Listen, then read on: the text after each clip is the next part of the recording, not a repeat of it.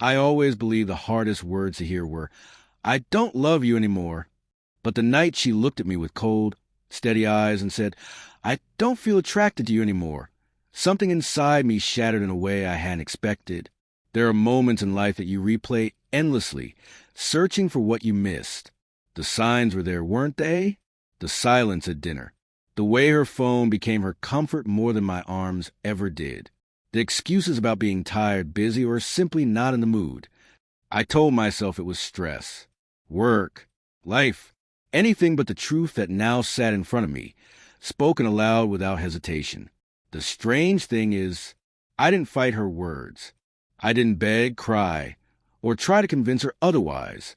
I looked at her, and with a calm I didn't even know I possessed, I whispered, "Thanks for the honesty." And in that moment, everything stopped. It wasn't the kind of stop where time freezes in a romantic movie. It was heavier, a silence that carried the weight of years together, memories we had built, promises we once whispered in the dark. Her face twitched slightly, as if my answer wasn't what she had expected. Maybe she thought I'd plead, demand explanations, ask if there was someone else. But I didn't. I couldn't. Because for the first time, I realized something terrifying. Attraction doesn't fade overnight. It erodes slowly, in the spaces where love should have been nurtured but wasn't. I remember the early days when her laughter was the soundtrack of my mornings. The way she would cling to my hand, as if letting go meant losing the world. How she used to call me in the middle of the day, just to say, "I miss you." Where did all of that go? Maybe it disappeared when I started believing that love, once found, takes care of itself. Maybe it slipped away when she began looking for pieces of herself in places I wasn't paying attention to. Maybe it was both of us. Maybe it was neither. But the result was the same. She no longer saw me the way she once did. Still, what hurt most wasn't her lack of attraction. It was that she could say it so easily, as if stripping me of worth was nothing more than shedding a skin she had outgrown. And yet, my answer startled her. Thanks for the honesty. Her eyes widened, confusion replacing her indifference. Perhaps she wanted me to argue. Perhaps she needed me to fight for her, to prove my devotion. But my words had ended the battle before it even began. That night, I didn't pack a bag. I didn't storm out. I didn't even sleep on the couch. I simply lay beside her in bed, staring at the ceiling, realizing we were lying worlds apart.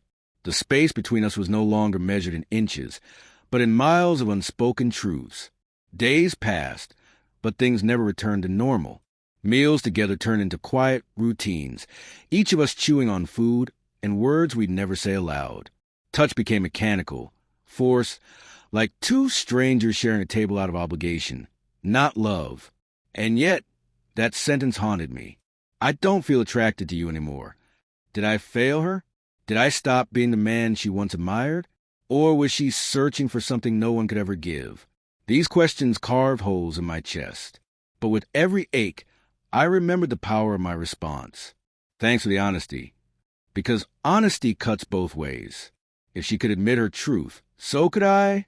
So one evening, I looked at her the way she once looked at me, with a mix of longing and regret, and said, "You've given me clarity, and I deserve to be wanted.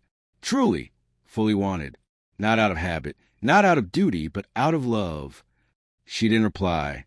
Her silence was an answer in itself. And in that silence, I found my own. I stopped asking why and started accepting what is. And sometimes that acceptance is the sharpest blade. Because after her confession, after my quiet reply, everything stopped. Not just the attraction she lost, but the version of me who once believed love could survive without effort. Everything stopped. But in that stillness, something else began. The slow rebuilding of myself. The painful, necessary reminder that I am not defined by the gaze of someone who no longer sees me. And maybe, just maybe, the ending she gave me was the beginning I never knew I needed.